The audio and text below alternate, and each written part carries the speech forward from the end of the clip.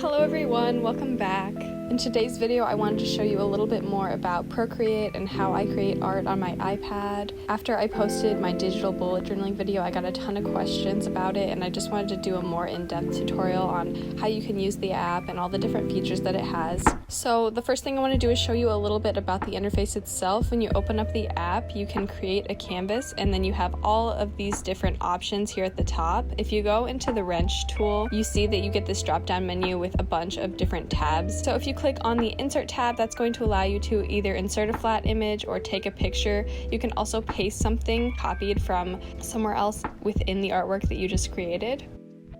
The share tool is very useful because if you click on that, you can use that to save your artwork in all of these different formats. My favorite ones are either JPEG or PNG because they're very universal. Clicking over to the video tab, this one I'm using currently to record my screen, as you can see up in the middle. This is also where you can view a time lapse of your art, so every time you create something, it's recording a time lapse, and you can play that back after you're done. In the Preferences tab, there's a lot of things you can mess around with. You can change the interface to a light interface. You can change from right hand to left hand. There's a lot of different stuff you can play around with in there. Then within the Adjustments tab, there's also a lot of different stuff you can do, but because this is just going to be a very basic tutorial, the main one I'm going to be playing with is the Opacity tool. This is really useful when you're working with multiple layers.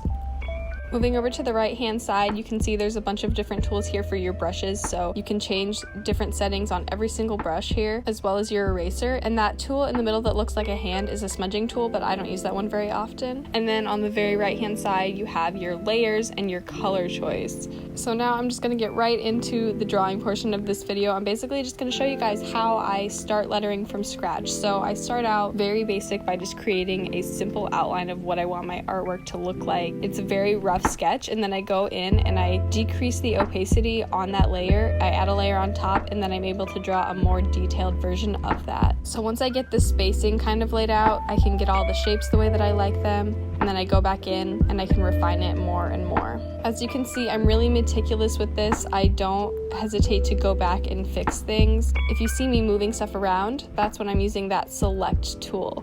That's the middle of the left-hand side. You can select anything on the canvas within the layer that you're already in, and you can adjust and move it around.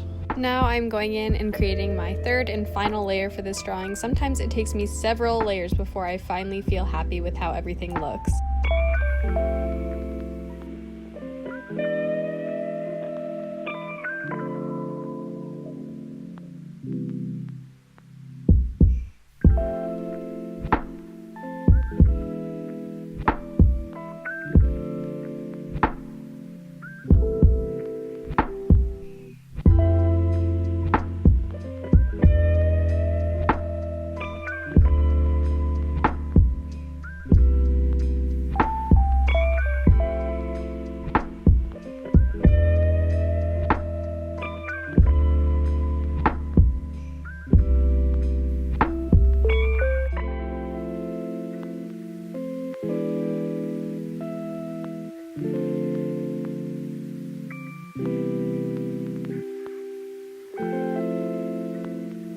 Once I have the shape of everything the way I want, I like to go in and figure out what I want my color scheme to be, so I'll change the background color and then the color of the different layers. Once you choose the color that you like, you can click on the top circle in the right hand corner and drag and drop that color into different parts of your canvas. It's almost like a fill tool. You can also just double click on the layer and click select, and then you can color over just the parts of that layer that you've already drawn on. I really like Procreate because you can do lots of manipulating with colors, and you can get exactly the shade that you want.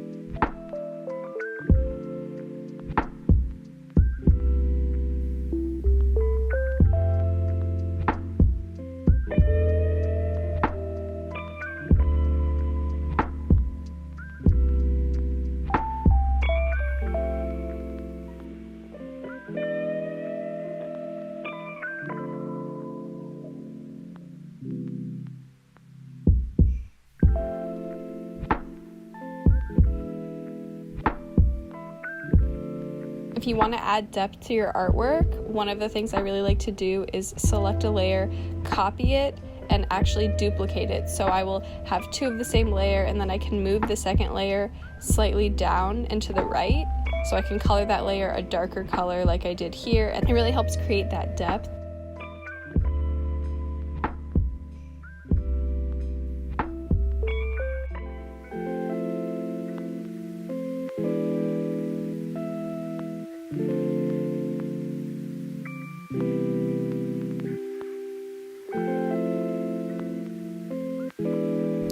As I'm finishing up here, I always like to add these little details around my lettering. As you can see, what I'm doing with these stars is actually drawing a few and then copy and pasting them so I don't have to go back and draw a million of them. So I'm just selecting that area, copying it, and then I can paste it all around the page. Procreate allows you to resize it, move it around. You can flip it horizontally and vertically too to give it a little bit more variation. This just overall saves me time because I can tend to be a little bit impatient when drawing little things like this.